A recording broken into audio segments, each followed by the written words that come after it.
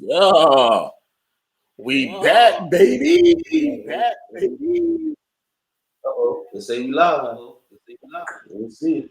We're gonna see. Yeah. We're gonna see. We're gonna see where we at with it.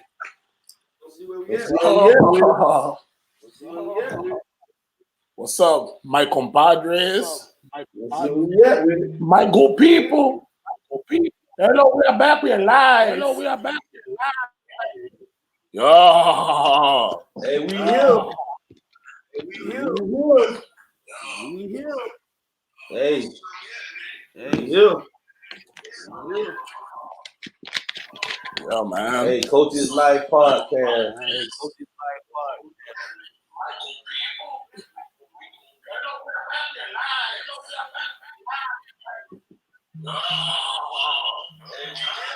Yeah, you might have to cut that off.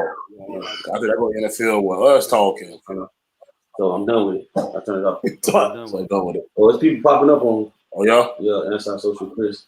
All right, so listen, Coach's Life Podcast, man. I'm Coach BT. Coach Blizzard, Coach Shay, what's good? Hey, what's happening, y'all, man? Hey, man, we back, man. We took a little short hiatus, man. We had to get some business things together, man. Get some stuff together so we can give y'all the best possible podcast available, and the best way we can do it. So, you know what I'm saying? So listen, we kind of late on a lot of things, but we on time. You know what I'm saying? We late, we kind of on time, but we on time, we kind of late. So we gonna do it like this.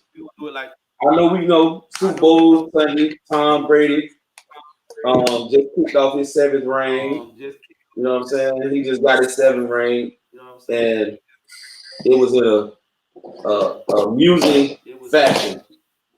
It was in a great fashion. He just made history. The first team to win a Super Bowl at their home stadium in history. Football been played over 100 years. He was the first man to do it. So big up the Tampa Bay Buccaneers. That defense, Todd Bowles. Hey, Byron Leftwich, Bruce Arians. Called a hell of a game. Hey, man. Todd Bowles did that, man. Hey, I came in front. Like, I was impressed. I was thoroughly impressed with that game plan. Yeah. Because it was nothing like the first time they played. It was nothing like it. Well, it was kind of like the second half when they played because the second half they kind of shut the Chiefs' offense down a little bit. Yeah. You know, he kind of figured something out in that second half, and I think he stuck to that particular game plan with, you know, cover 2 man, cover 2. Yeah. Cover 2 man, cover 2. You know what I'm saying? 2 high safeties. And I was just real surprised that the Chiefs didn't try to run him up out of there. Yeah. Because usually, you know, you give me a 5-6 man, but I'm going to run you up out of there. You get them 2 high safeties, they try to run you up out of there, you know. And it surprised me that, you know, they kept trying to throw the ball, man. And Levante David did a great job on your boy, Travis Kelce. You know, them athletes, man. Those dudes are athletes. And then Devin White did a great job on Travis Kelce as well, you know. And then, all around. Hey, back out of the backfield, making open field tackles. That's what Chiefs thrive off of, man. Them boys, you always have to catch, boy. The boys get busy, man. And Buck did a great job tackling, man. And overall, man, they had a great game plan. Topo stuck to what the game plan was. He didn't bail, and it worked, man. You know, and the pass rush. D-line, man.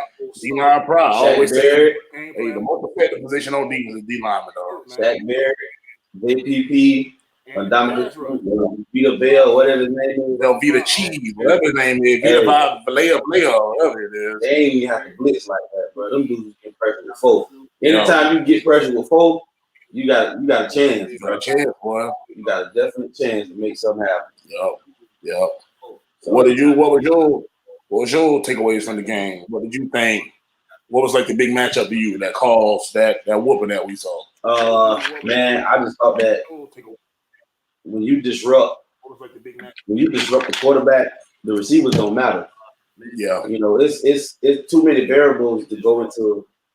That's why I always say, like, receivers can never really take over a game unless, you know, it's 3 other variables go right. Yeah, the snap got to be right, the protection got to be right, and the quarterback got to read. So that's 3 things before the receiver even get involved in the game. Yeah. That got to happen before a receiver can take over a game. Yeah. I mean, a quarterback can take over a game because he touches the ball every play. Yeah. O-line can take over the game, especially if they run the ball. If they run the ball for 200-300 yards, they pretty much dominate it. Yeah. If a receiver dominates a game, that means the quarterback and the O-line have dominated the game as well. So it's just like a whole bunch of variables got to go into when the receiver takes over a game. Yeah. And it's rare that you see that without the quarterback kind of being the architect of that. Yeah. I think with that Super Bowl win, Tom Brady solidifies himself as the greatest athlete of all time. I think with that the athlete, and this is a sketchy topic with a lot of people. A lot of people, and I don't understand why. Yeah, because he's a quarterback for a professional football team, and how else do you categorize him? We can't just say he's the greatest quarterback all the time. You can't just do that. Well, that's what they did with Joe Montana. They said he's the greatest quarterback all the time. They never say he's the greatest athlete. But he's an athlete, though. He is. He's an athlete. But okay. But the thing is, though, at that time, Joe Montana, his stratosphere was, okay, you've done what no other quarterback did. Right. This man has done what no other athlete has done. He has won 7 Super Bowls. There's not a franchise with more than 7. Right. He's done it by himself. That's the thing. That's what I think kind of. 6 of them, Belichick got. Well, we thought. We thought Belichick was the reason why. Well, it kind of showed us. He had some good defense when he did. That's great. Once again, I love. Hey, I know you have Deion Sanders and Bo Jackson. Bro, they're more athletic. Yes, they're more athletic all day. It's a lot of great athletes. Yeah, true. I think overall he has set himself in team sports now. Yes. Team sports. Stop putting Serena Williams up against this, man. Serena Williams can win 4 majors and like 20-something championships a year.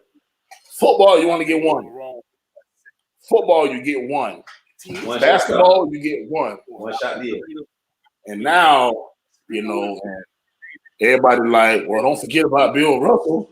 He's the greatest winner of all time. Bro, I've never seen Bill Russell play a minute of basketball. So I can't mention Bill Russell and nothing to talk about. I'm not that old, bro. Now, if an OG that has seen it, now if it's an old dude and talk about Bill Russell, I have to take that into consideration. Mm-hmm. But I'm not taking no 40-year-old man telling me Bill Russell is better than these dudes. Like, come on, bro. Like, if you never, I ain't talking about what you seen on TV. Yeah. I'm talking about what you see with your own eyes, because they showing highlights. Okay. You know what I'm saying? Another thing, though, when it comes to Bill Russell, his achievements, he won 11 rings professional, I think 2 collegiate. That's fine. Mm-hmm. Who the hell did Bill Russell have to be to win a championship game? I don't even know, bro. There were 8 teams. 8 teams. Who the hell? That's just like saying Jim Brown. You know what I'm saying? Because Jim Brown played with a bunch of white people. One no Jacksons and no Williams and no Smiths and no Johnson. Yeah, one none of them out there now. Yeah, so Bill Russell, I gotta take it with a grain of salt. It wasn't rigorous. He didn't have to go through all these. He didn't have to play Will. He didn't have to play Kareem and Elijah Warren. He didn't have to play them dudes. He didn't play David Robinson and Tim Duncan. He didn't play Shaquille O'Neal to win no championship. He didn't play them type of dudes. That's my whole argument with it. And he was the lone 7 foot in the NBA for a while. Yeah, I mean, if they did have a 7 footer, he probably couldn't run and jump at the same time. He probably couldn't walk 2 guns at the same time. So another thing too. Okay, so the thing that sets Tom Brady apart is if he was getting his Robert Horry on, he won 7 championships, but he averaged like 12. You a role player. You consider a role player at that point. True. Bill Russell averaged 15 points. So whoa. Thing that sets 15.1. So we round that 15 points a game. He won 7 championships. You can't say he's the greatest athlete of all time. He averaged 15 points a game. Now, if he got out there and got his Wilt Chamberlain on, he was putting up 50 points and 35 rebounds. That's a different type of argument. 15.1. He was the dominant player. Bill Russell was not the most dominant player. He just wasn't. I can't say he's the greatest athlete of all time.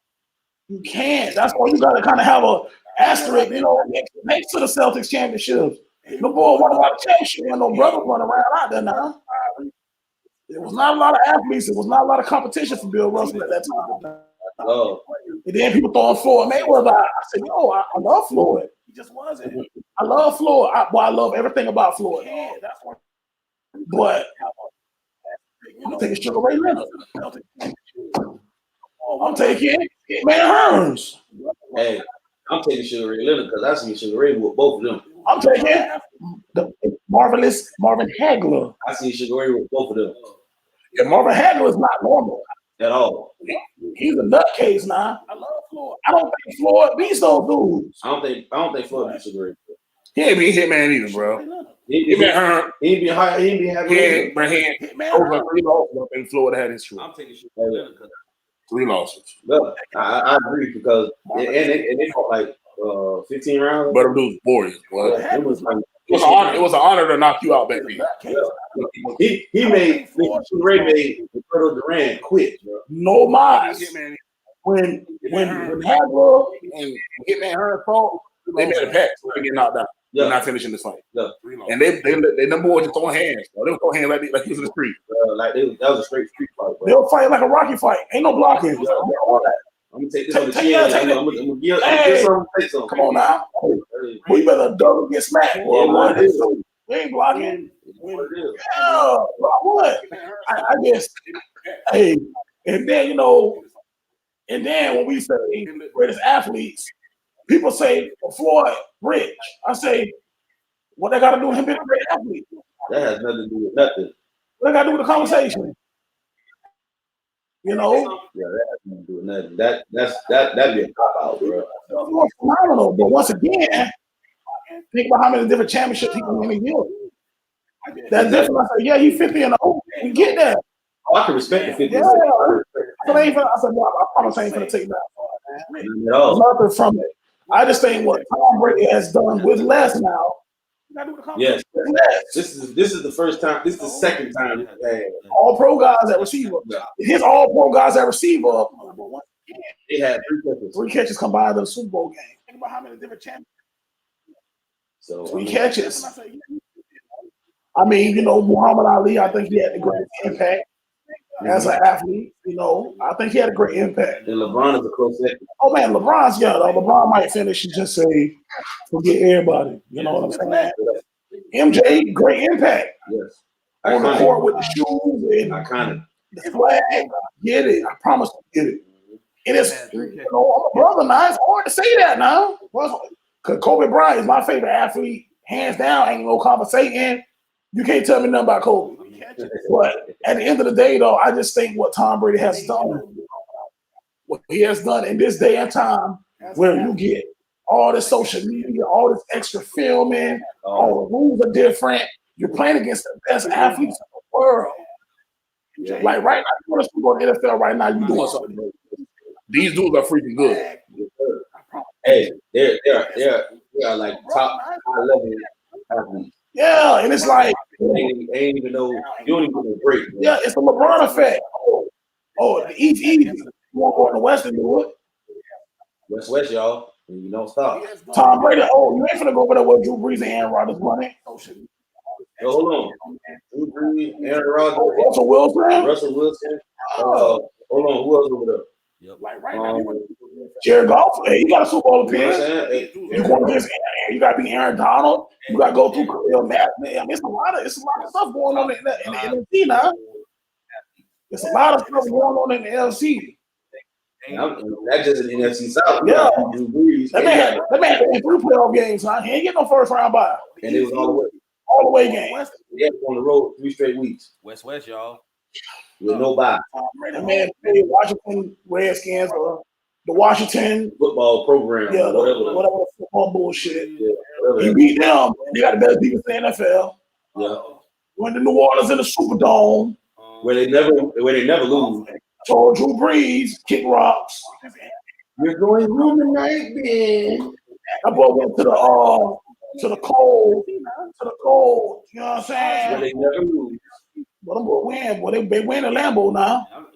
My boy told Aaron Rodgers pat them bad, boy. Aaron Rodgers, you know, he won't be there no more. But told Aaron Rodgers to cry, bro. Come on, bro. He don't even know if he want to be there no more, man. You know, so that was remarkable. Washington. That was remarkable. And then guys say, you know, Michael Phelps. I say Michael Phelps. Michael Phelps can win 5 gold medals in one night. He's done it. 7. Or whatever. It's a lot now. You're going home. You can win it in one night. Or went to the Tom Brady can't do that. Cold. Can't do that. And the thing about football that's so remarkable, you can't have no off game. Because you lose. Basketball, you get your 7-game series. Racing, the women, and I might lose the relay, but I can go out there and win in the butterfly. I go out there and win the freestyle. You can go out there and win the other races. You may, I got 7 events, but I can win 4 of them. I can win 5 football. That was in one night. Oh, you gotta win right there. He's done it. Whatever, now you gotta win right there. You know what I'm saying? Table. Man, tell me stuff. Overall, I just think Tom Brady has kind of set himself apart from everybody. That's just my personal opinion. I got some. A lot of people jumping in the comments. Some athletes jumping in the comments. Feel free. Feel free. I love it. But right now, I have not heard anybody give me an argument and maybe change my mind about Tom Brady. Not at all. Right. I got to win the freestyle. And that's it. All right. Moving right along. We have some new Hall of Famers that have been selected this past week. We have Drew Pearson, who should have been in already. We have Charles Woodson, first ballot. Thanks. We have Hold on. Not to cut you off. Charles Woodson is the greatest collegiate defensive back of all time. Better than prime time. Thank you. Next. I don't know if Coach Shade over there smoking prescribed rocks. Prescribed rocks. Hey, I think he mixes the baking soda with the baking powder or something in his dope. We have some new hosts that have been selected. No, DT. No. Prime time started lockdown corner. That's fine. Charles is a better corner. He was not, bro. He was not. He did everything Prime could do. Hey, get on offense and bomb your ass. You like Prime could do. But Deion did it better in college. Thank you. You said Deion did it better. I mean, goddamn it. Charles did it better in college. I meant to say Deion did it better in the pro. Hold on. Charles was an all-pro defensive back. Yeah, he played safety. Like defensive player here. You know why? Don't do that. You know why? What? He could no longer play corner, bro. He didn't have to. They had Sam Sugar. He could no longer play corner. That's fine. That's why they draft corners. That's fine. That's fine. Just like Rob Wilson had from corner to safety. He got a step slower. And he was a dude. Deion never lost a step, bro, until he got for the longest career. He still was running the 4.3, bro. I saw Prime time. And he still was faster than all the corners. That McAllister. He still was faster than all the corners. He's not a speed, sir. No, it ain't my fault. I'm not wrong. You torched him in college. Hey, we gonna bring that up.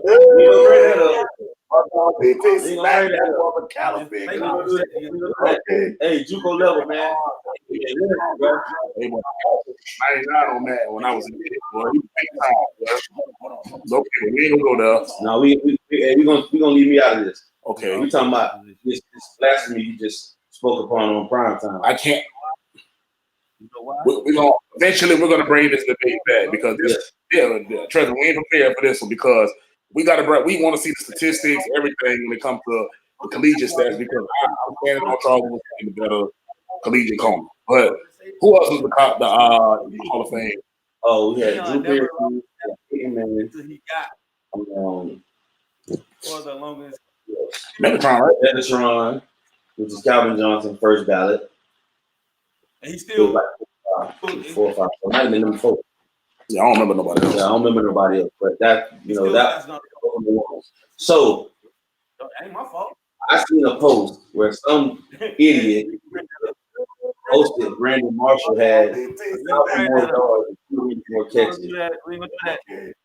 more than Megatron. Now, mind you, Megatron only played 10 years and had these numbers. Mind you, Megatron was the number 1 receiver the day he stepped in the locker room in Detroit. Let me remind you, Megatron was double and triple teamed his whole career and still holds the record for most receiving yards in the season.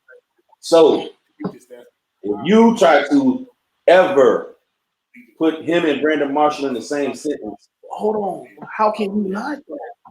He played 4 more years. Yeah, but how valuable were those years, though? The last 4 years, he was trash. Exactly. So 14 minus 4 is what? 10. So you got to think, in his last 4 years, he only caught, what, 7 touchdowns? Okay, say he's at 76 touchdowns for his career. 76 touchdowns for a 10-year mark. Megatron's at 83. You can't. We're not saying Brandon Marshall is better than Calvin Johnson. But Brandon Marshall's a dude, bro. He was a dude, but he didn't have his first few years. When he was at Denver, bro, he was a dog. But his second year, he had 107 catches his second year. Then I mean, Megatron. I don't know. I don't think it was 107 because I think he had 107. I think he had Drew Stanton throwing to him. I think he had some bumps. Megatron he didn't need to. And had. But what I'm saying is, okay, I got it right here. But what I'm saying is, I got it. Hold on. I got it. Oh, y'all got something for your ass too. I got excited looking at this shit. Okay. Megatron first year. Mind you, 2007. Okay. Yeah. He was targeted 93 times. Holds the record. 8 receptions. 756 yards, 4 touchdowns. So year 2. If you try to. He was targeted 150 times. Him and Brandon Marshall. 78 receptions, 1,331 yards, 12 touchdowns. That's a big jump. That's phenomenal. That's a big jump. That's phenomenal as far as, man, average 17 yards a catch. Last 4 years. That's a big jump. That's amazing. That's a big jump. 2009, year 3, he's targeted 137. He was cut short. He only played 14 games. 67 catches, 1,000 yards, 5 touchdowns. We're not. 2010, played 15 out of 16 games, 77 catches, 1,100 yards, 12 touchdowns. Okay. Now, that next year, 2011, this is prime game. Now, this is when this is 26 years. He played all 16 games, 96 catches, 1,700 yards, 16 touchdowns. Bro, he had 1,600 yards without even having 100 catches. Check this though. What he averaged? Check this though, cousin. Y'all thought that was cool. Next year, when Megatron really see back then, he was just called Calvin Johnson. This is Megatron. This is when he became Megatron. 122 catches, 2,000 yards. Why are we still talking? Sorry, Brandon Marshall. Why are we still talking? I love your podcast. Year 2. Wow, we started 100. Them 2 years right there take Brandon Marshall out of the conversation. And that's year what? That's year 6. Yeah, 1, 2, 3, 4, 5, 6. That's year 6. So he still got 4 more years of productivity, bro. That's right. He's never played another full season after that. Yeah, he's always hurt because you double team, triple team whole year. His last year, he had 8 catches, dog, 1,200 yards, 9 tutties. And this is he was injured. He's 31. His last 2 years, he's injured. Yeah, he's 31, bro. He's 30 and 31 right now. You want to look at some Brandon Marshall numbers just for the? Yeah, just for the hell of it. We'll look at a little bit more numbers. He's nowhere close to that though. Okay, he March first game, first year. He only started 1 game. He had 20 catches. So don't even talk about that then. Okay, year 2, 102 catches, 1,300 yards, 7 tutties. That's great. That's great. Year 3, 104 catches, 1,265, 6 tutties. Now, Brandon Marshall is like equivalent to what the guy Michael Thomas. But I like Brandon Marshall better, Michael Thomas. That's my opinion. He run more routes. Yeah, he run more routes. Yeah. He's more physical too. Oh man, Brandon Marshall's a dog. Yeah, he's way more physical. We're gonna go to year 6, 5, 6. Year 6, Brandon Marshall played in all 16 games. Okay, he had 80 catches, 106 now. That next year, year 7, before he started slapping people, we had 118 catches, 1,500 yards, 11 touchdowns. Pretty damn good, dog. Yeah. And that's year The last 3 years, he only scored 4 touchdowns. Okay, so this is what I'm saying. So in his prime and in Megatron's prime, it's not even close. But the thing is, though, the back end of his career, he was this. But this is what I was saying, because his 10th year, he had 110 catches, 1,500 yards, 14 touchdowns Mm-hmm. In year 10. That was the Dolphins. Nah, it's the Jets. Yeah. That's when the Jets were pretty good, though. It's the Jets. Oh, he went stupid. That was the Jets were pretty good that year. Yeah, dog. So I was just trying to figure out, because he the next year he only started 15 games, but now your targets go from 175 to 128. But you catch 59 passes on 800 yards, 3 touchdowns. So what happened? In 16 games? Yeah, 15. That was his year 11. And I think I heard him speaking on a podcast about getting phased out the offense a little, but he was a head case too. You know? I think he hadn't got that fixed by the time. Because he was a head case when he was with the Broncos. I think he was still an ass, is what I'm saying, though. And I know he was going through some mental depression stuff. That's what I'm saying. I think he really got that fixed between the Broncos and the Bears. Oh. Well, sorry, Brandon Marshall. You're phenomenal. I mean, if you want to be technical, you can get the Hall of Fame with the numbers. He'll get there. Yeah, he will get there. But my thing is, he can't get in there before Marvin Harrison. Marvin's not in there yet. I don't think he's in there yet. How can he not? That's what I'm saying. He's got 100 career. I know he's 100 yards. He's got 100 touchdown catches. At least. Last 3 years. He's got to have 100 touchdown catches. I don't think he's in the Hall of Fame, though. And you know why I don't think he's in the Hall of Fame? Because he got shooting. He got a He did. Yeah. So he got 128 touchdowns. Yeah. So, yeah. And he had big boy numbers. Oh my God, man! So why I'm coming back on Tampa one day. Oh my God! I was like, what is this? You know what I'm saying? He had big boy numbers. So I mean, that's where. Yeah, he was a finalist. He was elected in 2016. Oh, so he is. So he is. Okay. Yeah, I don't remember him being because he's so to himself, man. Yeah, I don't remember hearing him speak. That's probably why this. Something like that. Do you now? Okay, with Megatron, a lot. I know T.O. was just. I seen T.O. say that the Hall of Fame, the selection committee is flawed. Mm-hmm. I think T.O. was upset that Megatron got the Hall of Fame bid, first ballot. Mm-hmm. Do you think he deserved to be first ballot? Who? Megatron. Yeah, just like Terrell Owens did. Was he first ballot? No. I don't think Terrell Owens was first ballot. He should have been, though. He should have been, yeah. But his. I don't care. This is what you do on the field. That's what I agree. You can't tell me a guy with 173 touchdown catches in the Hall of Fame. You get the top 2. Every category, yeah. So literally, yeah. So I mean that and that's what he was saying, and I understood him wholeheartedly. Yeah. Don't use what off the field. Yeah. Because he never killed nobody. Yeah. He never beat nobody up. All he did was cry and talk about this my quarterback. You know, and then he ended up doing sit-ups in the front yard. Ooh, that was it, though. That was it. They had to let him go after that. Oh, you cocky. Well, he doing sit-ups in the front yard with weights. You can't embarrass the NFL, boy. Oh, man. Unfortunately. Keep your account. It won't be where the money reside, They'll have you sit at the house. If you think you're lonely now. Bro. Boy, they don't play, bro. Oh, boy. They don't play. So, I mean, with that right there is just hey, Brandon Marshall, man, we love you, man, but Megatron. When you see this podcast, dog, stop talking over my dog Fred Taylor on the podcast. Let freaky Fred talk, dog. You always talking over that man. Let that man talk, man. You let me talk. You let me talk. You let me talk. Hey, Cheddar Cousin, let him talk, man. Say what you gotta say, Fred. Hey, I love that podcast. Hey, man. listen. Well, I can only hope to be as entertaining as you do. Yeah, man. So I mean, moving forward again, next role. What do you think about the current state of the NFL draft? What do you think about the draft? Oh snap! What do you think about the upcoming draft and the guys that they got coming out as far as the quarterbacks, receivers? Who you think will make the biggest impact In year one? Year one.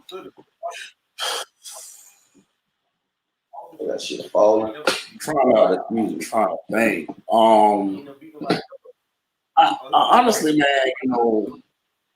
I think it's gonna be Trevor Lawrence. You think he'll be the biggest impact? Yeah, because I think they got receivers. They have a lot of money. I mean, Jacksonville's got dudes. There's some athletes over there. Yeah. Sometimes it just take the right. Sometimes it just take. We've seen that before. Yeah. With certain like Justin Fields, I think he's gonna have to sit behind Matt Ryan for a year. You think they're gonna draft him? You think Atlanta gonna draft him? I think he's there because they got the Wilson kid. They got Zach Wilson going high. Bro, I'm not feeling Okay, so I'm not feeling I heard an analyst for the first time say I'm not feeling it. I don't. Damn. I heard an analyst say he's supposed to be this next great quarterback. You can't sell me. He could be Coastal Carolina. You can't sell me on the dude that play at BYU, bro. It can't be Coastal Carolina. I don't care. I'm like, dude, I don't care, bro. Right. I don't care, bro. Right. I'm trying to think of somebody else, man. That's just not where I'm at with at this point. At this juncture, I'm just not feeling that. I'm trying to think of somebody else, man, that's really coming up in this draft. Because a lot of these kids get drafted and they don't get handed the keys immediately. I think Trevor Lawrence gonna keep it. Hey man. He gonna get the keys. Day one. I think he's starting day one. That's why I think he's gonna have the most impact. Yeah, he's gonna get the keys. And he's got proven receivers already though. DJ Chark's proven. D.D. Westbrook's not bad. Yeah, he's cool. He's like a Nelson Aguilar. The Chenault kid's pretty decent. I like Chenault. That's what I'm saying. Like those dudes made. He got young dudes. He got young dudes. He got pretty young dudes. Yeah. So I mean, he got a shot. That's what I'm saying. Like it's not like he just don't got nothing. It ain't. He's got some dudes that can make him plays. Yeah, he got a shot. Yeah, so I think he's gonna I think he's gonna get the biggest opportunity. Defensive backs. J.C. Horn, I watched film on this kid from South Carolina, man. Mm-hmm. I was watching his practice film. Oh man, he's phenomenal. Like he's phenomenal. Not only, man, you talk about you love DBs with receiving backgrounds, man. Them dudes, DBs with receiving back, man. Them dudes high point the ball, man. The plays he be making, man, and he's physical. You think he's draft him? Of course, Patrick Surtain. He's an Alabama corner, but he just fits the NFL mold, man. He's 6'2", long. Kind of can do it all. Yeah, I think gonna make early impact. A lot of it, man, depends on where they get drafted. Yeah, and what a lot of it depends on where they get drafted, man. So the scheme is gonna tell a lot about some of these dudes. So the schemes ain't gonna fit some of these skill sets. That's just the harsh reality of the NFL, bro. Yeah, who are you?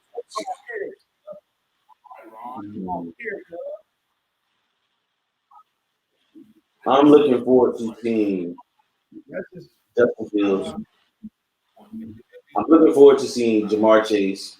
I'm looking forward to seeing Devontae Smith. I'm looking forward to seeing all the playmakers that were in college last year. I'm looking forward to see how they translate the college game to the NFL. I want to see Jalen Waddle. I want to see what he does. I want to see what the one receiver from he cool. I want to see what Terrence Marshall does. Yeah. I want to see all the Rondell Moores. I want to see all them guys that came out. I want to see how they translate to the NFL. So that's what's going. That's what I'm gonna keep my eye on that, and I'm gonna watch that a little tighter than normal. Yeah. Do you think Justin Fields is getting a bad rap because he's black or because he's a Ohio State quarterback? Both. I think he's getting that because I think he's getting it first of all because of Dwayne Haskins. Dwayne Haskins and Troy Smith, Dwayne Haskins, Terrell Pryor have all basically made him look like Braxton Miller. All of them who are great college QBs. Yeah. You know, Troy Smith is a damn Heisman winner. And yeah, you know, he went out there and played gooseneck. Yeah. So the other day I posted something about being a leader in the community and your social media behavior. Okay. Because some people get on social media and they come alive. Okay. Give a voice to the voiceless. Yeah, they're more vocal, they're more colorful. Mm-hmm. You know. Agreed. Sometimes good, sometimes bad. Yeah. And I see all kinds of stuff. I see coaches that curse, say what the hell they want to say on Facebook. Mm-hmm. I see some coaches try to be politically correct. Boy, my tongue was a lot. Y'all stumble, but we all gonna fall down. Yeah, boy. Politically correct. So, as influencers, I look at people who are around programs, who are around kids, who kind of, just get in where they fit in. Mm-hmm. I know some people that I can say as influencers. Coaches, guys who coach at the high school level, work in the school board system. I understand why you censor yourself at that point. Trainers, guys who work kids out, post videos, trying to help develop the kids.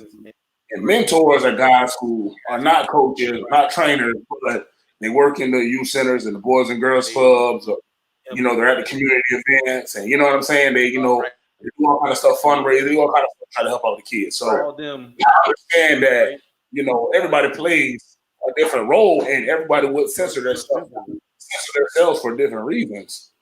So when it came to being a coach, outside of working for the Manatee County School Board, because I'm sure they're watching the stuff you post, or you work for Sarasota County, I'm sure to some extent they watch what you say.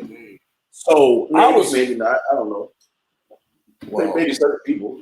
Yeah. So I was just trying to figure out, as an adult, I feel like you earned that right to speak your mind. And I don't mean speak your mind as calling somebody out for their sexuality or their race or their religion or their political party. Right. I mean, if I want to get on Facebook and say the Chiefs play like ass, I want to say that. Yeah, I think that's commendable. And I can't say that. I can't be like, oh, don't say that, because when you go to work on Monday, the kids gonna be, oh, Coach Shay said the Chiefs play like ass on Facebook. Hey, dog, I'm grown. I'm grown with 2 kids. Hey, man. I'm grown.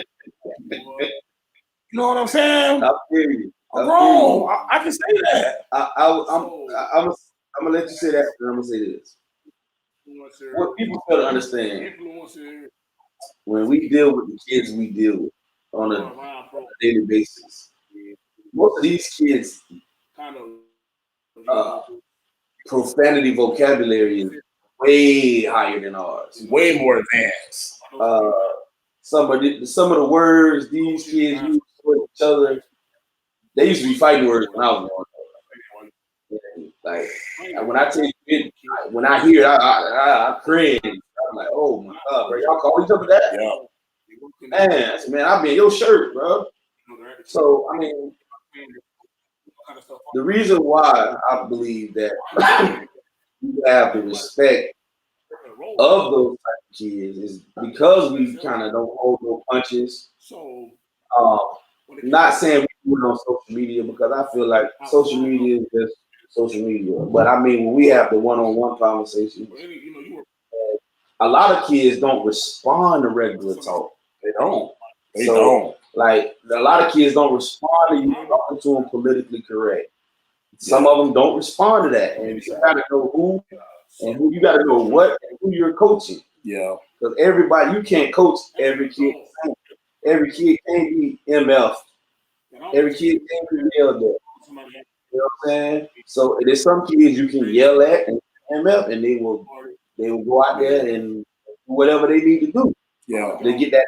Some of them feel this motivation. Some of them feel like you're picking on them. Yeah. So you gotta know your kids. You gotta know who you coach, and the way you learn to know how to coach them is having conversations.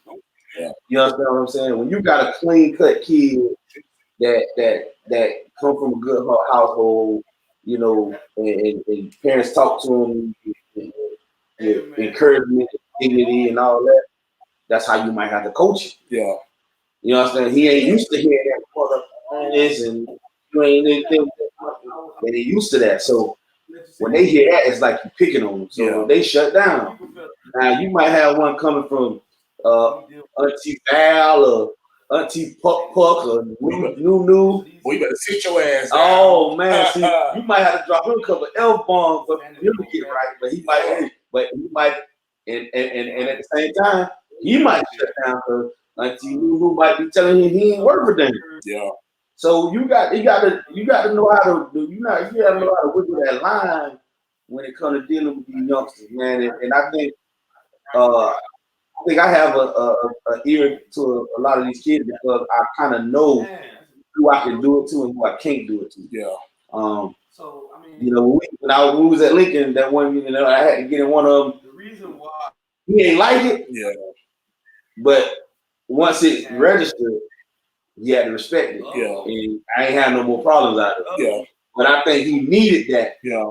Because for one, he ain't never been talked to like that. But it wasn't talked to to demean him. Yeah. He was talked to be like, look, I ain't telling you this just to be telling you this. I'm telling you this because you're better than what you're doing. Yeah.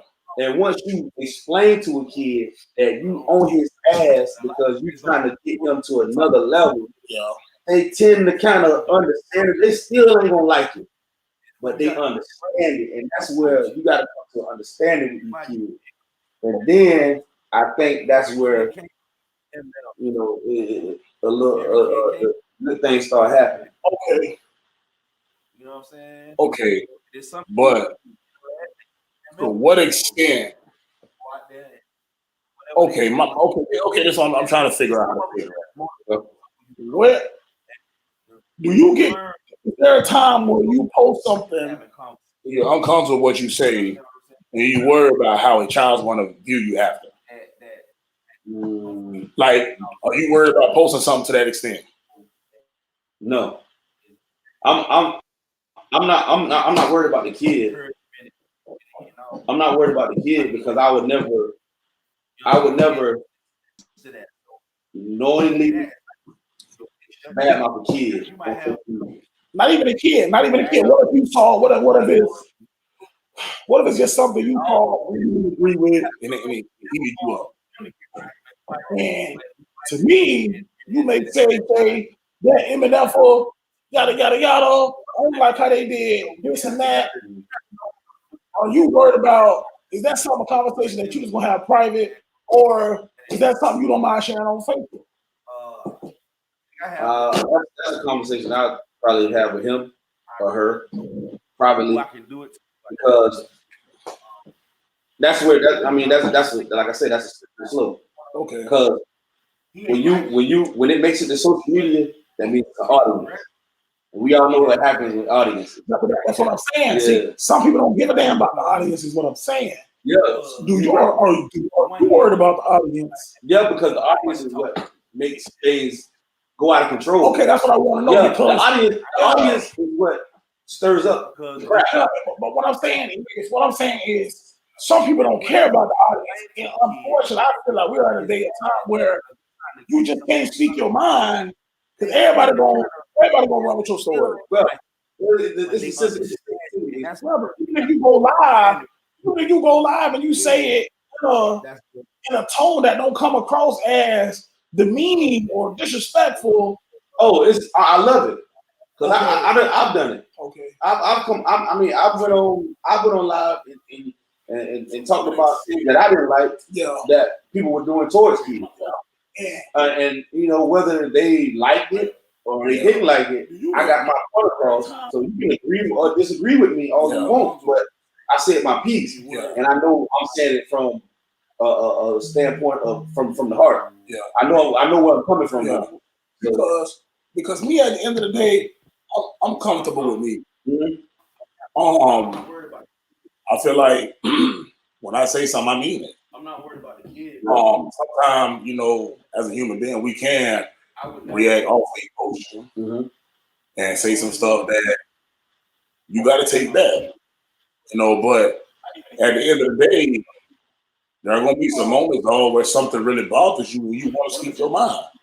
And I think I'm at a point in my life as a man, as a father, as a husband, in whatever role I play as a leader in the community, I ain't give myself no title. I let people give me the title coach, get into a role, whatever people. I'm not set out for none of that. Right.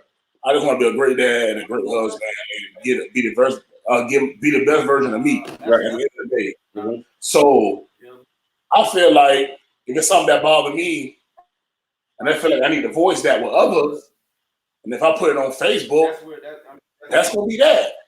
And if you take it to heart, you just take it to heart. And like I told you before, you're gonna have to just forgive me because I'm not sorry. Right. And if I say it, I say it. Yeah. And I don't curse on Facebook often because of respect to my mother, respect to my wife. Because I know that they'll have to hear from her. You know what I'm saying?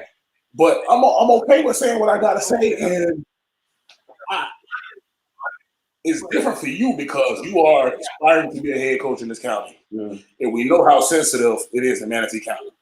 And both of them. We know how sensitive it is in Manatee County. Right.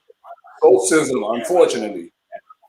And, I will tell you, you know what I'm saying, you're my best friends. So I do want you to get a head coaching job, and I would want you to be careful what you say because I never want somebody to say, use that. It's 2022. We want to get Derek Timmons a job. Man, he made a post back in 2018 about the Republican Party, and man, we can't hire him because of that. That's why I stay away from that. And the thing is, though, I stay away from that. As goofy as it sounds, that's how they look at this stuff. That's why I stay away from that. And DT, boy, you got a great resume to be a coach. We want to hire you, but boy, 2020, 2021, when they raided that damn Capitol building and you said what you said, I probably can't hire you because of that. But they'll never tell you that. They'll tell they're not. Yeah. But somebody gonna come to you and say, "We want to hire you, bro." But you was talking about the right. That's the part I hate. Man. I hate that, bro. I hate backroom meetings, bro.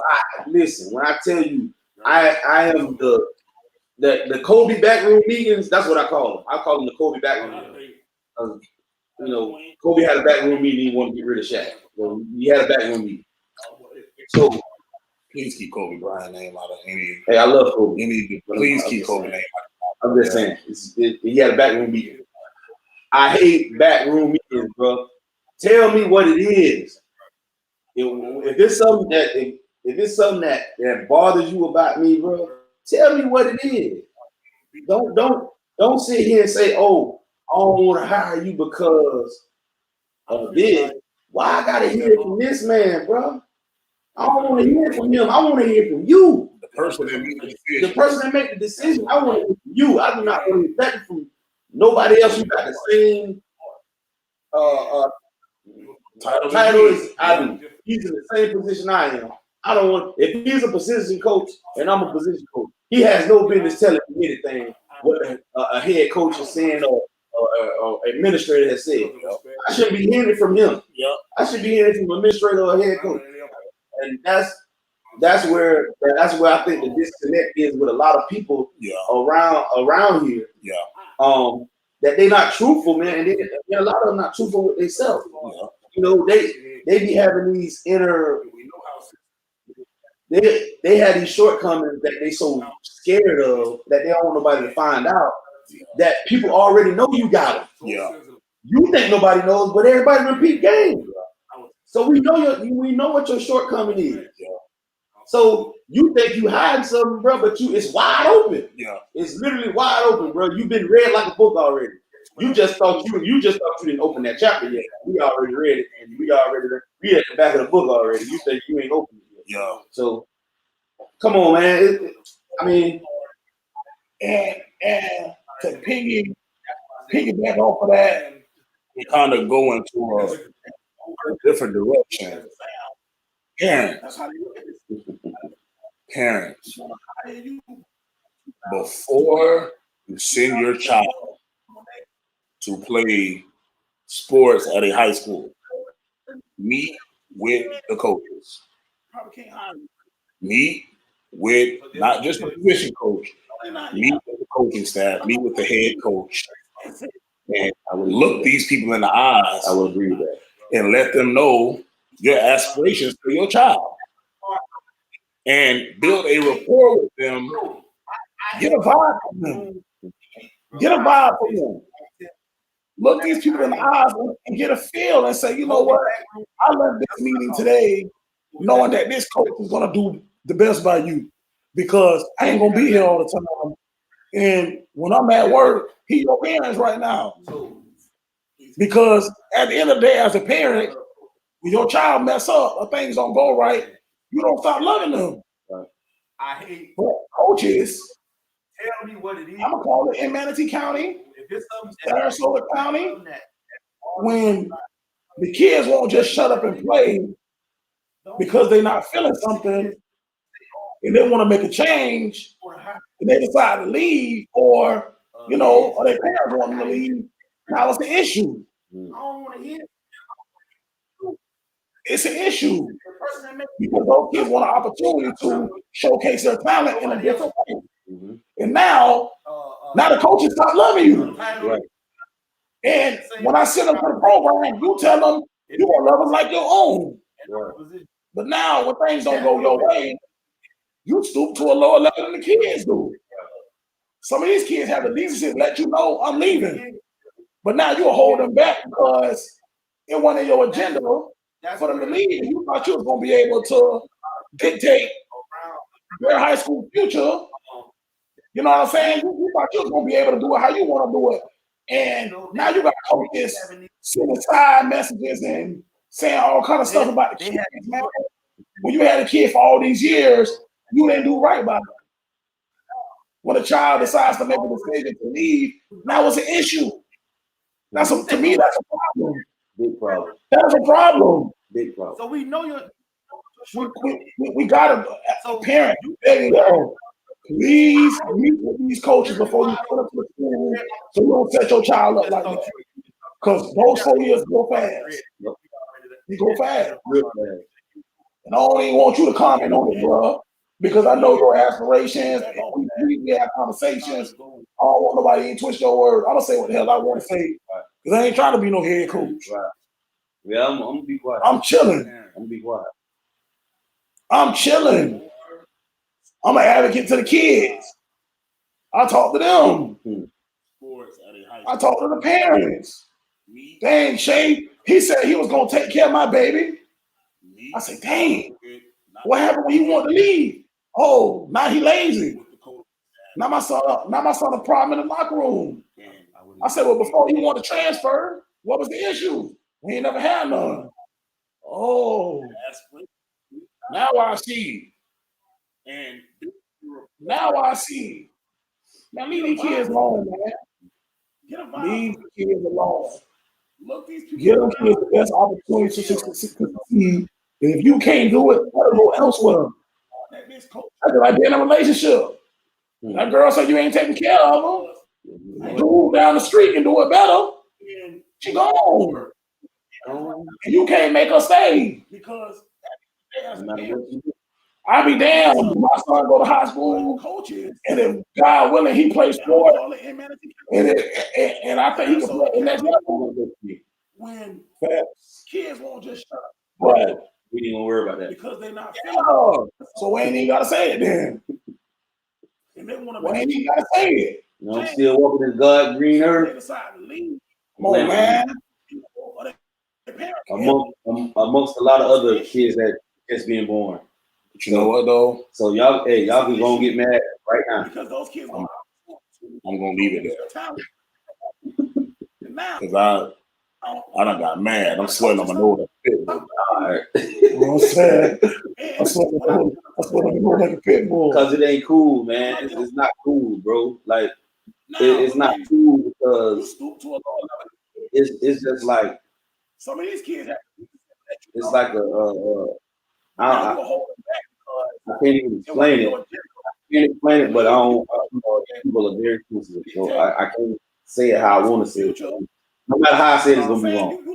So I'm just not gonna say it. But anybody who knows me knows it, bro. I really don't hold no punches, and I'm not no yes man. I'm not no sucker. I'm not a person. If it's not right, bro, I know how to stand on it. I stand on what's right, bro, regardless if you like it or not. And some people can't handle that, man. Especially looking how I look. You can take, people can take it however they want to take it, but that's the reality of it. I've never been a chump when it comes to dealing with kids. Bro. I mean, it's certain parents I had to take an L with, bro, because I didn't know what really happened. You know what I'm saying?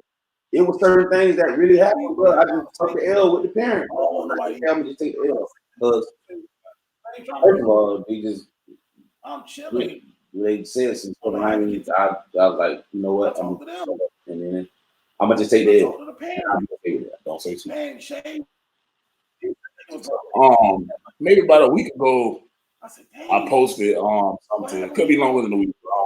And I was like, all the D1 talent in Manatee County, but no D1 grades. I said, well, before you interesting. And there were a plethora. We call that a fancy word. A plethora of comments. That's a double Scrabble word too. Yeah. And I said what I said, and I meant what I said. But the way I said it was not in a disrespectful manner to anybody that's in the business of trying to help these kids. I said it, and I see people talking about schools sending a bunch of kids D1. But Manatee County's not doing it. And I was saying the comment because I don't think it's talent. The talent's not the issue. You got some ballers. There's some ballers in Manatee County. The issue is grades. That was the issue to me and Tesco. I had a saying. He playing for me. I have a saying when I used to talk to kids, and I think I read book something like that. And I said, y'all ever notice that the school is in the back of the football field is in the back of the school. Mm-hmm. I said, what do you have to do to get to the back of the school? It's a class. There's a hallway. There's a classroom. Yeah. So in order to get out there, you got to do your work here. And don't half-ass, because if you're not going to half-ass out there, don't half-ass in here. And if you want to be a Division I athlete, you got to have Division I grade. And that's the reality of it. And that's, and this is something I had to learn. No matter how I said it, during my coaching career, because I've seen so many kids fall to the wayside. Anybody who knows, they just did enough in class, or they just came to school just enough. I'm not. Yes, and that's not on the coach. I'm not. That's not on the coach. If a kid barely comes to school, or he's always late, do y'all not understand? I stand on These what's people right. check two things when they come to your school. Some people can't They handle check your it. attendance and your grade. Your attendance is what says I can trust this kid to get up at 7 o'clock in the morning Never been and go to class. Yeah. I can trust you to be at workouts at 6 o'clock. Dealing with kids. I mean, You understand what I'm saying? So the attendance, if your attendance is bad, more than likely your grades gonna be bad. You know what I'm saying? Because that means you either not showing up to school or you're not doing no work. So 9 times out of 10, if you got great attendance and you got bad grades, that means you just come to school to get something to eat and hang out with your homeboys. You chasing tail. You chasing tail. Or or you just showing up to school just because everybody else showing up. Yeah. And that's, hey, I mean, if that's what you want to do, cool. But when you start to get serious about football, your 11th grade and 12th grade year, and now you got to play Donkey Kong catch up, nah, can't nobody save you, bro. Now you in SOS mode, but you got to save yourself.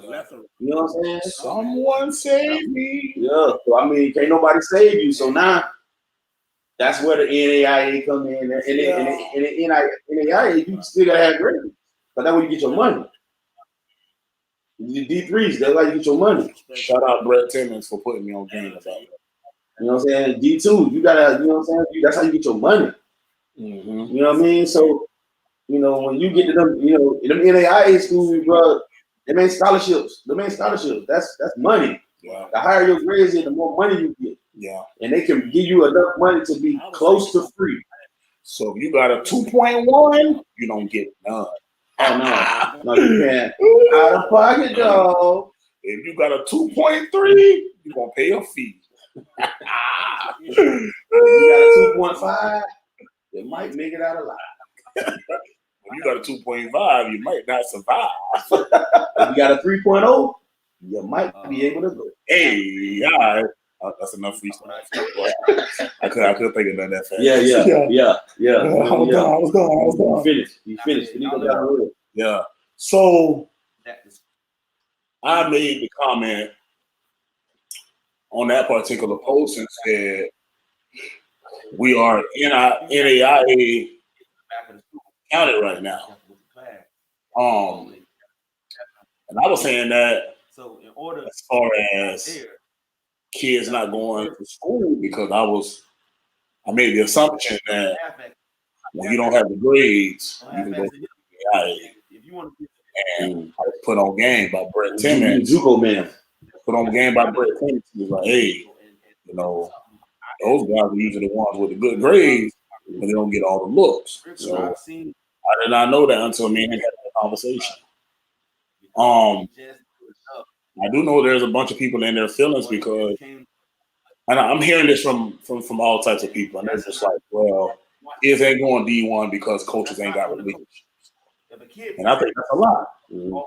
I think every coach in Nancy County got good relationship with Division I coach. I can't speak on Bay Shore because I don't know the situation. I don't see nobody at no Thompson. No disrespect. Oh no, I'm just saying I don't know. I just don't know how many schools actually stopping that. Shots fired. No, not shots fired. Real team. I feel you. Real team. I'm just saying. That's real team. I know it's a brother over there coaching, and I do wish him the best. I really do wish him the best. I just don't know when they stopping through, when they leave IMG, I don't know how many people That's real good. That's real good. That ain't even an argument. That's reality. That's reality. I don't know who's stopping over there. So I respect, man, because I respect all these coaches.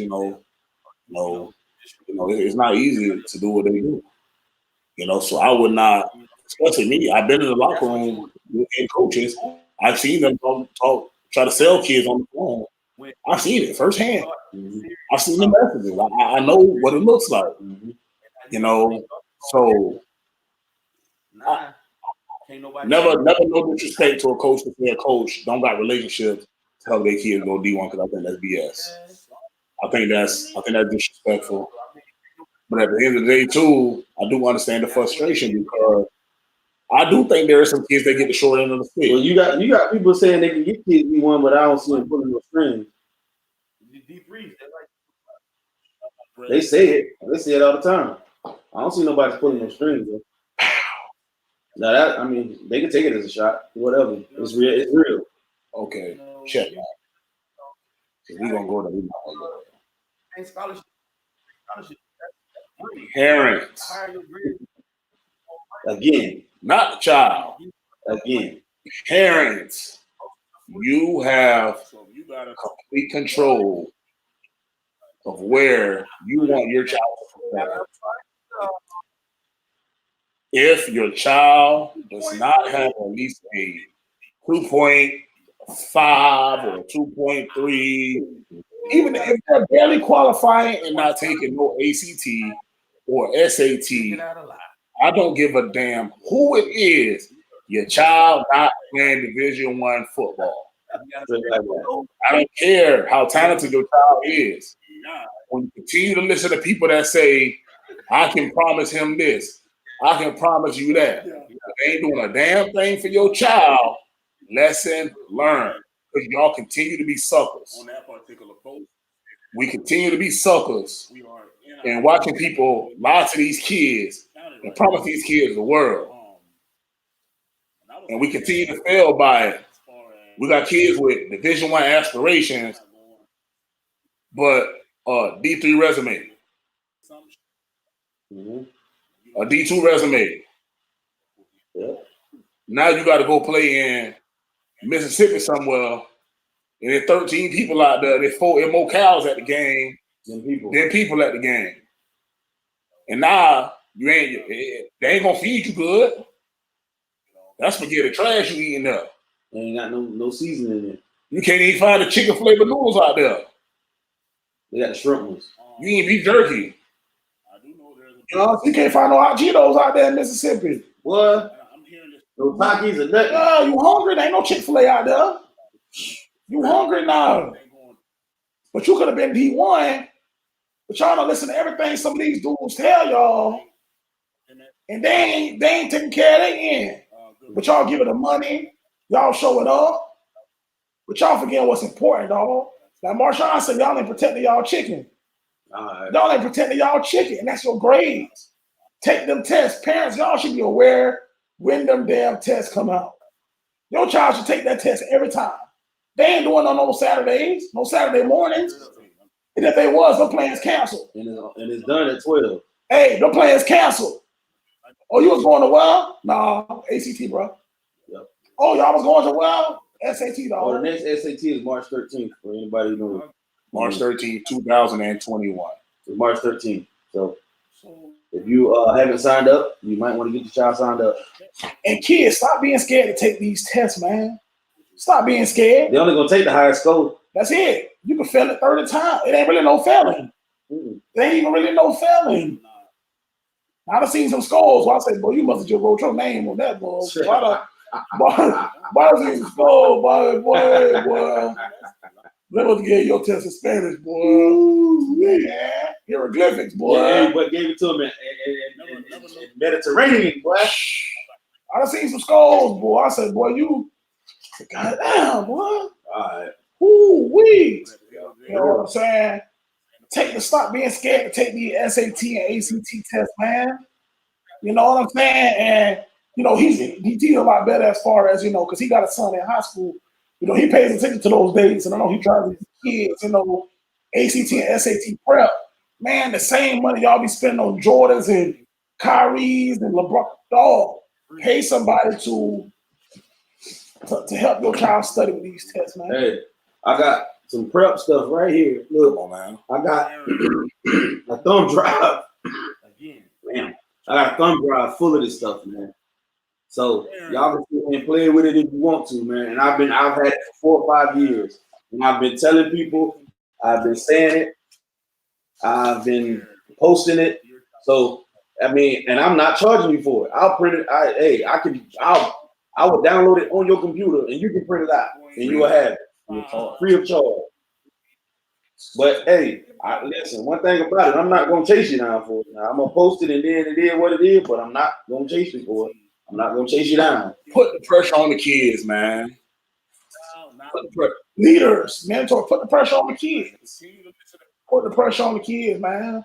Oh, dog, nah, you can't come shoot basketball today until you show me you signed up for the SAT test. Oh, you a trainer? Oh, nah, bro. Ain't no workout this weekend. No, you can take that test. You gotta take that test, bro. And you can't come back until you show me you took it. Yep. Straight like that. We got y'all. Since we got so much power, Right. since y'all said we got so much influence over them, Right. let's see it. Let's see it. Let's use it. Come on, man. Hey, bro, no, little homie. Ain't no mad this weekend. Y'all can't come change. Y'all can't come chill at the crib. Right. Y'all gotta take that SAT test. Only way you can chill at the crib is if I'm taking you that next morning. Straight up.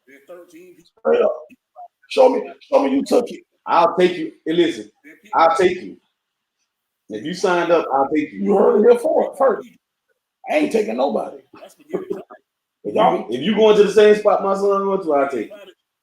He's taking y'all. I ain't doing it. They say, "Shay, put your money where your mouth is." No, this ain't my realm no more. Mm-hmm. This ain't my realm right now. He's constantly in it though. Hey, you know, been in for 16 years. Y'all call these dudes for coach. Oh, when 707 practice, when you know stuff. Hey man, nah, ain't no damn 707. ACT, SAT. Mm-hmm. Oh, you got 4 L's. Why you trying to play 707? That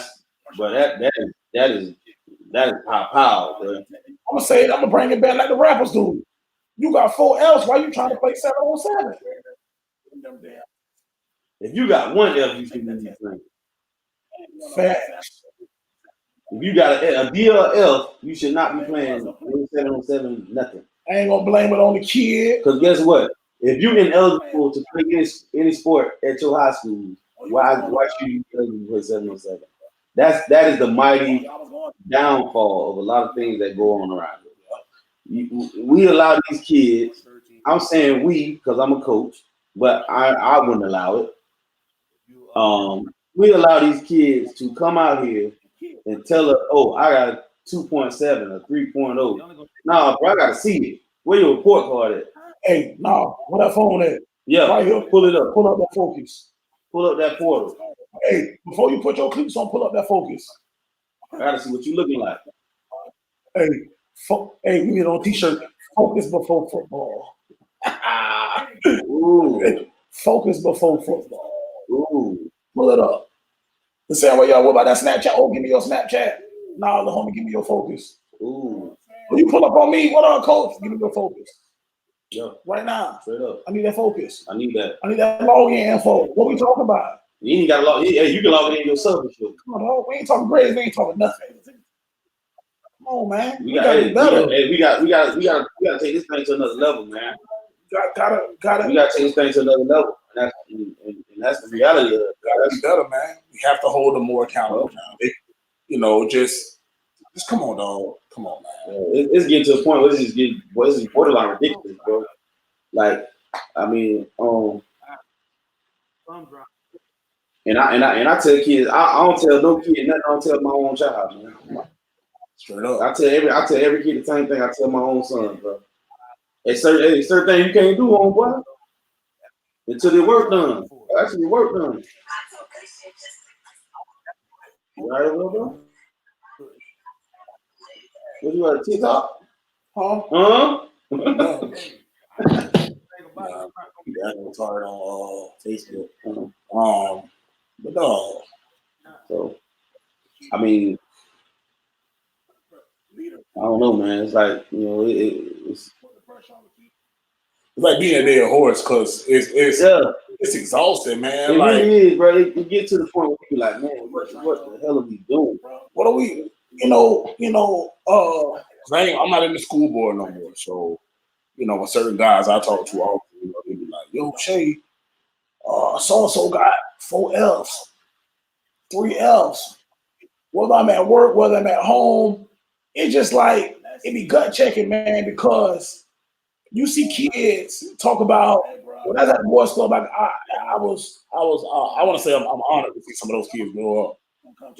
Like Sagel and like Floyd, LeJohn, them kids, because I remember when they was fighting those, nappy head little jokers.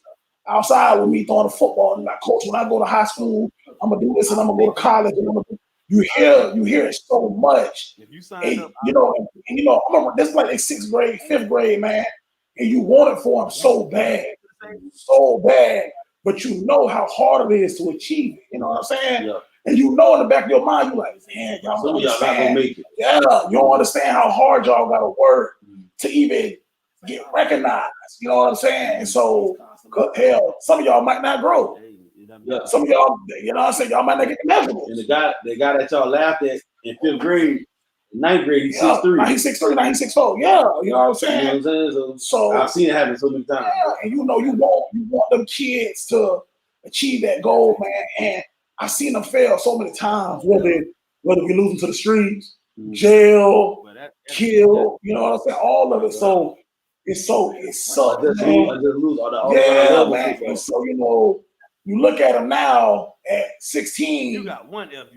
Damn, I remember you at 8 and 9. You were so passionate about football, and this is your life. Now you put weed over football. You put the streets over football. You put that poontang, them girls. That's a view. Yeah, you put that over football. That's what football never lost. That has never lost. Hey, what is your one-on-one record? Never lost. Hey, I have seen that credit card dispenser take down a lot. The grander people, the grandmaster, bro. I done seen that credit card dispenser take down my soul. So it's just like, dang, man, where that passion went, man, where that fire went, man, and it sucks because you just like, damn, no, he got to fight for his life to get eligible, and it starts at 9 and 10. And you say, I don't know if he got that fight in. Because it's an uphill battle. Bro. We lose him, man. It's easy to go from 3.5 to a 2.5. Then to go from a 2.5 to 3. Yeah. Well, that means you got to have all A. You got to fight like hell. But listen, one thing about it, I watched 2 kids do this. I watched Osiris Mitchell and Romello Burke, 2 Booker kids. They were told what they needed to get eligible to get their scholarships. When I tell you, them dudes got on it, bro. I'm talking about these dudes were 4.0 students for a whole year straight to get that. That let me know these kids gonna be successful, bro. That showed me something. And to this day, bro, I salute Osiris Mitchell, bro, and Romello Burke. Romello Burke went to Fort Hays State. D2 school. It was a dog. Hey, I'll take him with me anywhere because I know he kind of remind me. Him and Shay kind of remind me of each other. He wasn't as tall as you don't think, but as far as like mentality wise, man, he just had it, bro. And he was the leader of our team when I was at Booker, man. Like he was a dude. Yeah. And and then with Osiris, he just was. He didn't say a lot, but once he understood what he needed to do, he just took off. Yeah. You know what I'm saying? Yeah. And some people, some kids, you can do that too. Some kids are self-motivated because they know their situation. Yeah. They want to get out of it. It's funny you said that, and I don't know him personally, but just hearing you talk about him, let me tell you how I know what you're saying about him, true, because when everybody tucked tail and ran from Mississippi State this year, you can tell he's focused on going to the NFL this year. Yeah. He refused to leave. Right. And their situation was awful. And he thought about it. Yeah. He thought about it. You could just tell he was like, no, I'm gonna do this now. Mm-hmm. Now, if you're an NFL team, you look at that. Right. That's big time now. Right. You know what I'm saying? Like, damn, this kid stuck through it. Now, in year 2, year 3, when contract talks coming up, we may be 2-14, but I know you about to rebuild. You about that life. You know what I'm saying? And then the thing is, you got to think about he had a couple of years with Joe Moorhead where they were freaking terrible on offense. Terrible. Like quarterback situation, Nick Fitzgerald, that wet noodle for him. Yeah. Like it was times where he probably wanted to leave. You know what I'm saying? But he's just the type of kid, man. He just so focused and driven, to where it's like You only got to tell him once. Mm-hmm. You know what I'm saying? You ain't got to harp on him. Yeah. He's a kid. I think we might have gotten into an argument probably one time in 2 years. Yeah. And that's because the reason why we got in the argument was because it was something small, and he was probably frustrated that day. And you know what I'm saying? Teenage stuff. Teenage stuff. But it wasn't nothing personal. Yeah. You understand what I'm saying? And you know, even with a kid like Shaky, you know what I'm saying? Shaky, he's one of those ones who messed up early. So when he finally got the opportunity his senior year, he was fighting that uphill battle. Yeah. So he had to take the JUCO route. Yeah. But he fought through that JUCO route. Yeah. That made him a man. Yeah. You know what I'm saying? Now you got a beautiful little girl. Yeah. You at Marshall. Now you got to worry about eating. You know what I'm saying? You eat good now. Yeah. You know what I'm saying? But he still had to fight through the injuries. But he been having the same injuries. But it's you see guys like that, man. You know they're going to be successful not only on the field but in life. Because they can fight through adversity, bro. A lot of these kids, man, when they reach adversity, bro, they nuts go to their stomach. Oh man, nut up, man. They nuts go to their stomach, and some adults do it too. And some adults do it too. A lot of adults do it. Hey, including. I can't even say. I would say including me because don't nobody like when things don't go right. Mm-hmm. But that's kind of I feel like you found the true form of yourself. Right. Like you find out what you made out of. Yeah, and I feel like I'm always better with my back against the wall. Mm-hmm. I've never been a front runner. Right. You know what I'm saying? Like I'm not good at front running. I get nervous. There you go. I'm like, this too easy right now. Yeah. Something got to go bad. I'm always better with my back against the wall, man. And, even like with coaching, man, when kids lose and just cry. You have kids on the sideline who that play one down. You cry harder than the starters. Mm-hmm. Why? I've seen that. Why? Okay, so do you, if you on a team and you get no reps, game reps, you won't get practice reps, game reps. If your team lose, should you cry? Depends. I think it depends. Okay. I think it depends on how big the game is. Okay.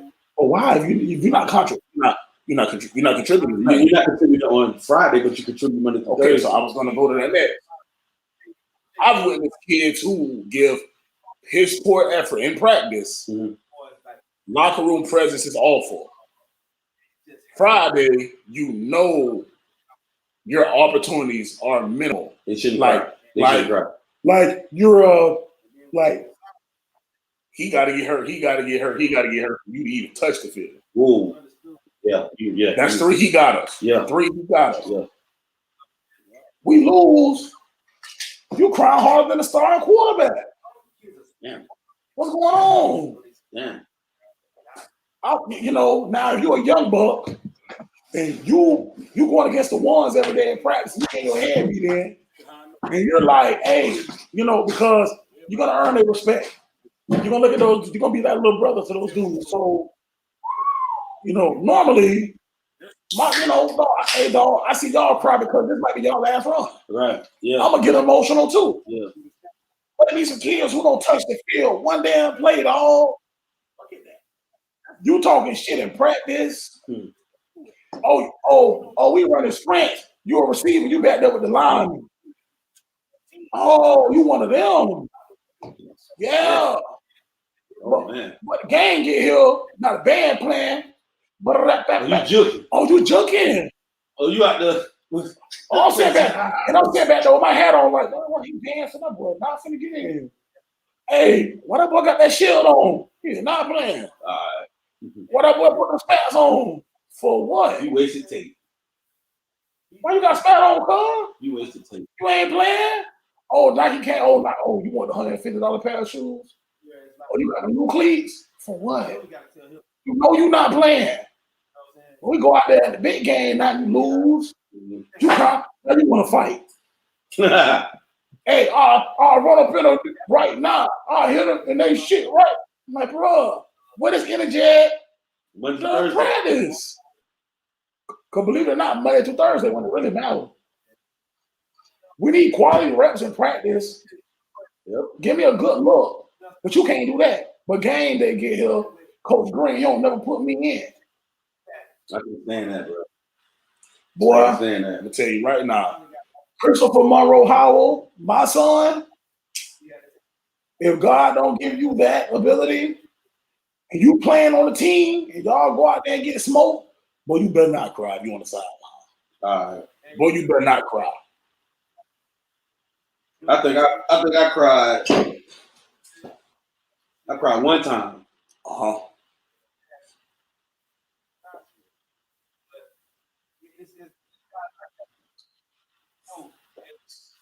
I'm gonna say state semifinal. My senior year. That's different. No, I'm saying I cried one time. Yeah.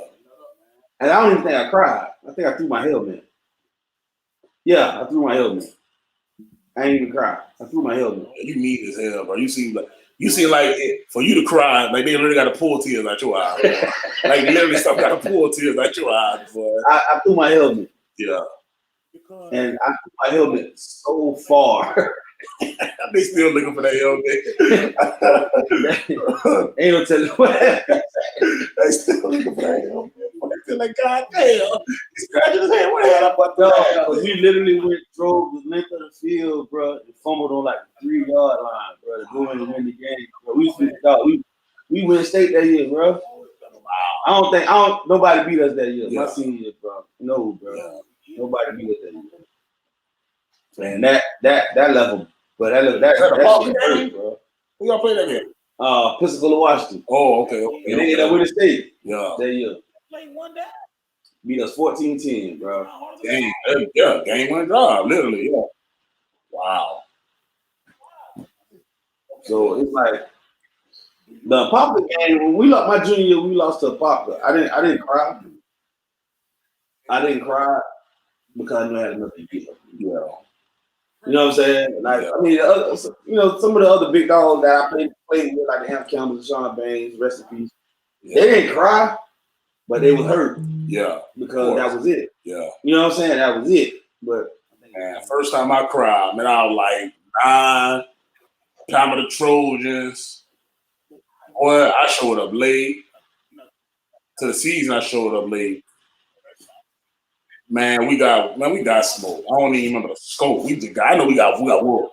But I got mad. Oh, why I'm crying? Hey, why am I even crying? You got monkeys going. I ain't even get in like 3-4 plays. I was young, but my first time playing. I ain't know. You know, high school, man. I was my first year. I was like, well, I didn't care about nothing. I thought I was bad. We played. I'll never forget though. We played Sarasota High School, man. And at this point, Manatee first team lost the game like 3 years. So it's like they took it serious though. Oh, yeah, definitely. You know what I'm saying? It wasn't no like, we had a whole coaching staff. Like, you know what I'm saying? Like, freshman now you probably got 2 or 3 coaches. We had a staff. I had 9. Yeah, we had a legit staff. So I never forget we played in Sarasota. My boy Point Bundy not that quarterback. We have some dudes now. Man, Sarasota being out here. I can't even explain it. They stashing us, boy. I'm signing out with that goofy. My dog was crying out here about to hit somebody in the mouth after the game. Oh man. I'm trying to fight. Why? For what though? Why am I trying to fight? Cause get what? I'm barely coming to practice. Yeah. So, you ain't invested. I'm just ignorant. I never forget. I want to sign a jersey too tight. Ooh. And I was musky. Ooh, you was up there. And I was musky. Ooh, you was tough. Hey. Smell like a blue onion. Walk with extra onions.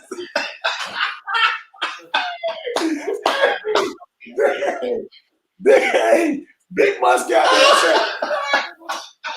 Must smell like a checker burger with cheese out there, boy.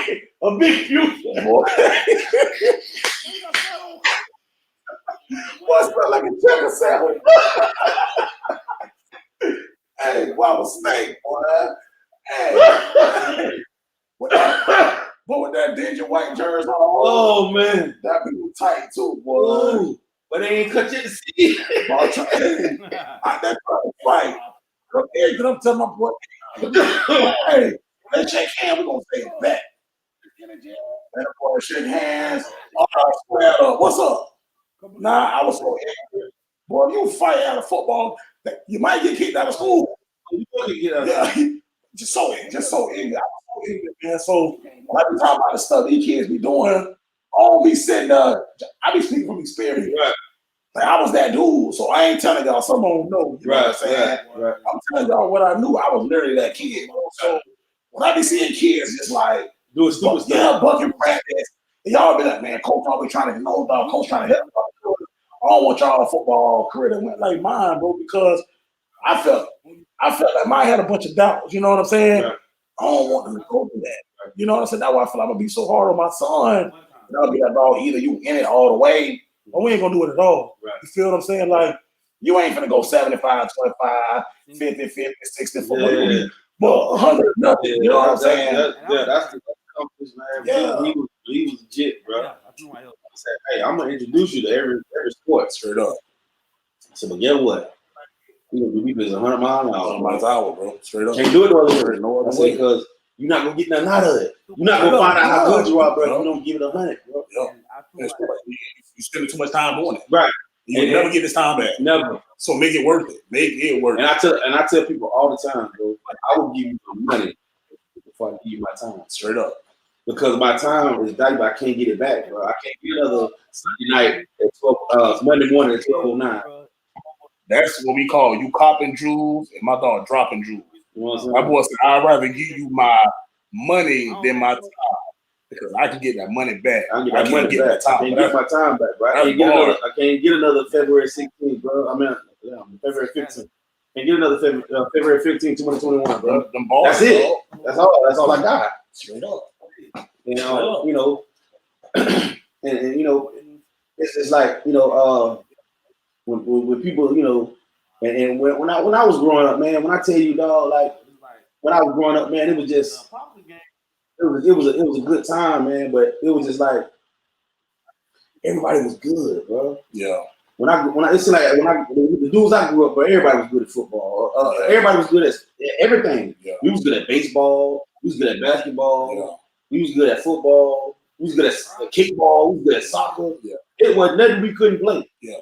Even though we wasn't exposed to it, we didn't play soccer every day. Yeah. But guess what? When we went to school, we was the baddest soccer players out there. Yeah. You know what I'm saying? So, we played kickball. You know, we played all the normal stuff. We played fumble. Yeah. You know what I'm saying? You hit the ball, you fumble, you drop it, you got to take off or whatever. Yeah. You know.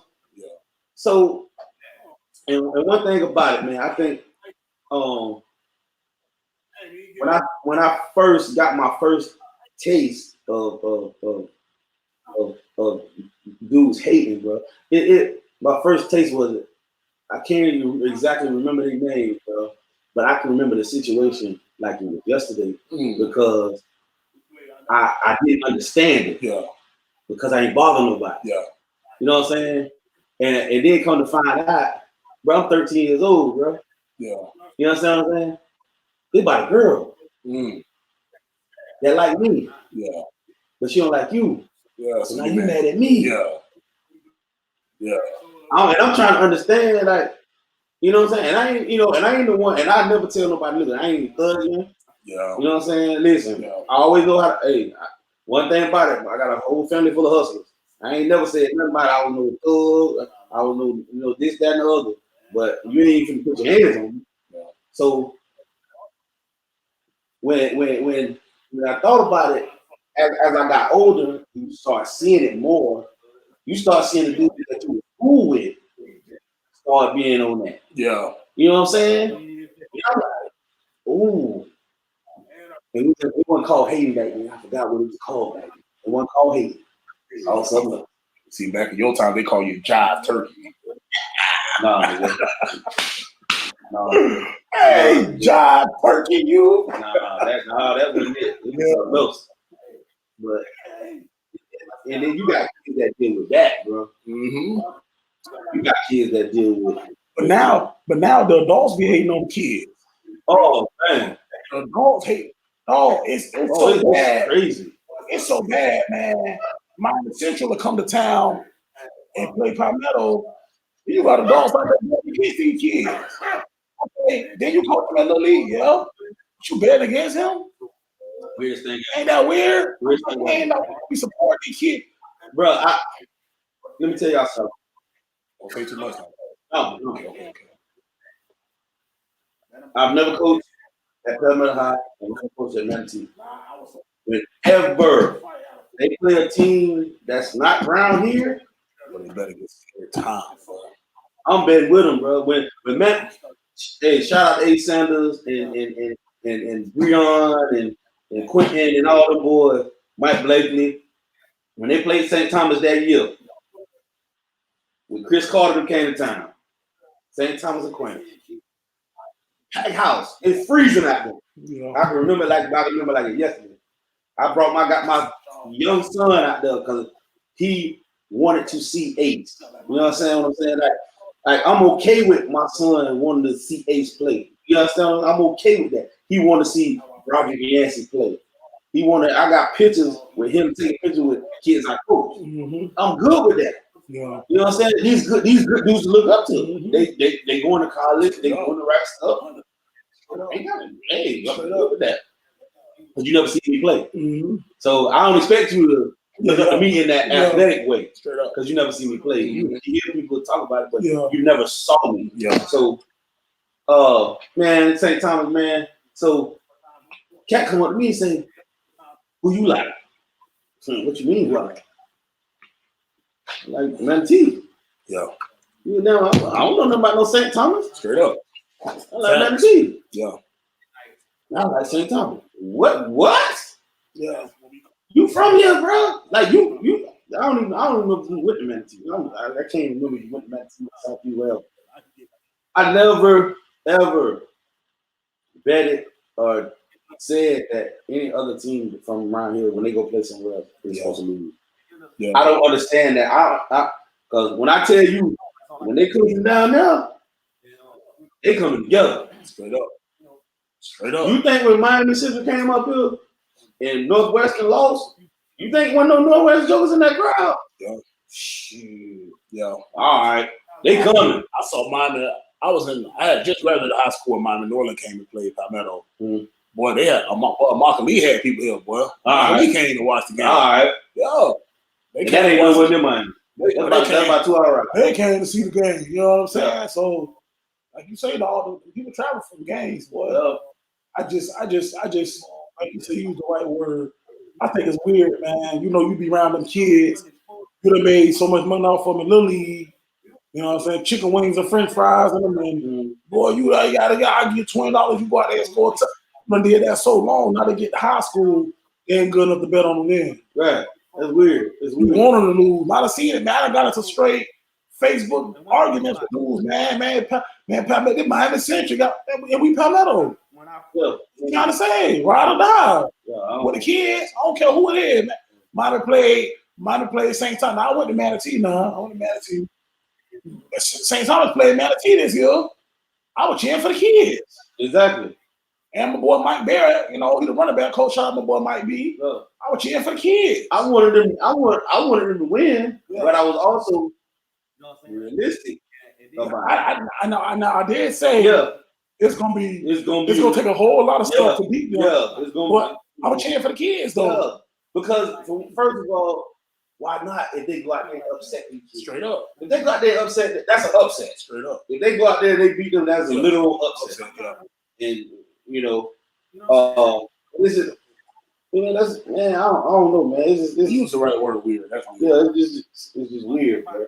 I just never understood it, and I never will. Because I know if you're better against them, I know you're better against me. Straight up. You understand what I'm saying? But you smile in my face. You know what I'm saying? You smile in my face and bet against me 5 minutes later. Yep. Or you will say, "Oh, I don't think you know good coach." Anyway. Yeah. You just to find something. Yeah. Just to find something to make your point to bet on this other team. Like y'all are bet against them boys, and when the game over with, shout out to Iron Jackson, or shout out to the kids that played the Manatee. Y'all play hard. Good luck next year, but you just bet against them. What we doing? Yeah. Weird. I done seen it. Weird. I've seen it. Weird. And, oh well, man. But hey, man. But we don't get y'all the podcast tonight. Yeah, but we get y'all. But we hour and 40 Check, minutes, bro. man, check us out, man. If you're gonna listen to it, please subscribe to us. Subscribe, share. Because the more y'all do, man, the more stuff we can start doing. You know, though, we got a lot of ideas, man. You know, we need all the subscriptions, man, so we can expand and make this thing bigger, man. We're trying to run the production up. Yeah, man, we trying to run the production up so we can start doing bigger stuff, man. And interviewing kids around here, interviewing coaches around here, interviewing the local barbershops, interviewing the little league coaches, the barbecue man, everybody. Man. Another I want to too. talk to everybody that's doing something positive in our community, bro. Because guess what? Just like coaching life, just like small businesses life. Straight up. You know what I'm saying? Small black businesses life. Small white businesses life. Hey. I don't care if it's black, white, orange, green, yellow, or brown, bro. If you're doing something positive, I want to talk to you. Parents is life. College students is life. Everything. All that, man. All that. You know, and also, man, when y'all go to YouTube and watch it, or even on where it's showing live on Coach DT channel, comment on it, man, and show some love, man. Comment on it and let us know what you think of the podcast. Right. Let us throw some topics out there. Something y'all want to see. Respond to some of the stuff we talked about tonight. If you want to agree with something we talked about, let us know, man. We'll make sure we gonna keep note of that, and we're gonna bring it up for the next podcast. Yes, trust me, we showing love to y'all, man. And we'll put your name out there. Yeah, we'll put your name out there. Yeah, we call it your name. Why we call your name? You know what I'm saying? Your name dropping. So, man, you know, for the people that is watching, man, we do appreciate it, man. You know, support, man. You know, man, word of mouth, man. Hey, man, somebody talk about podcasts. Hey, man, check my boy out. Check Yo out. Hey, man, I love watching the Brandon Marshall, Ocho Cinco podcast all day. Oh, man. But it's different because I don't know them. $1 million the game. But we don't know them. Y'all know us. Mm-hmm. The same way y'all subscribe and tune in. We ain't got all the stuff they got yet. Yeah. Just like y'all get on there and watch Destroying and all these other dudes that you don't know. Hey, you come on here and subscribe to people you know, bro, that's trying to do something, make a difference. Come on, man. You know what I'm saying? At the end of the day, bro, we trying to bring awareness to certain things, bro. And some stuff you might like, some stuff you might not like, bro. But hey, that's what it is. We're a happy medium, bro. So we can agree to disagree and keep it moving. And you know, if you agree, fine. If you don't, that's even better. Because at the end of the day, we're gonna say what we're gonna say. You agree to disagree and be just fine. Me and him do it all the time. All the time. We eat chicken wings out there. Yep. Hey, Asian zing, lemon pepper, blackened, all we eat all the chicken wings.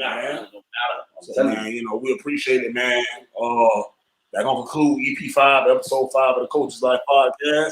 Hey, thank like, for everything. Subscribe, share, all that, man. Tell your aunties, your uncles, daddies, your mama, your cousins, your third cousin removed from the marriage you had 2 years ago, or whatever. Tell your wife, your side chicks, your girlfriend. Tell everybody. Tell everybody, man. Share till you can't share no more, man. Share till you can't share no more. Tag your people in it. Hey, man, we appreciate the love, man. Thank y'all for everything, man. And we out. Peace.